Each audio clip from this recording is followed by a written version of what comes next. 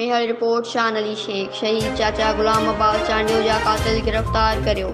साइमा असगर चांडियो जी अॻवानी मेहर थाणे खां national Press club ताईं सख़्त एहतजाजी मुज़ाहिरो कयो। पुलिस ख़िलाफ़ नारेबाज़ी कई वई। सिंध जी न्याणी Saima Asghar Chandio National Press Club Mehar पहुची सख़्त एहतजाज कंदे चयो त मुंहिंजे चाचे जे कातिलनि जी गिरफ़्तारी ख़िलाफ़ मुसलसल सख़्त एहतजाजनि बाद गिरफ़्तारी त न थी पर रहंदे साज़िशी अनासरनि मेहर अली मीर जत खे क़त्ल करे असांजे शहीद थियल चाचे गुलाम अब्बास चांडियो जे पुट हाफ़िज़ जावेद चांडियो समेत ॿियनि मथां बेगुनाह केस दाख़िल कयो आहे। असीं अहिड़े किरियल हरकत त नथा करे सघूं, न ई उन्हीअ क़त्ल में मुलविस आहियूं, पोइ बि असांखे बेगुनाह क़त्ल केस में फासायो वियो आहे।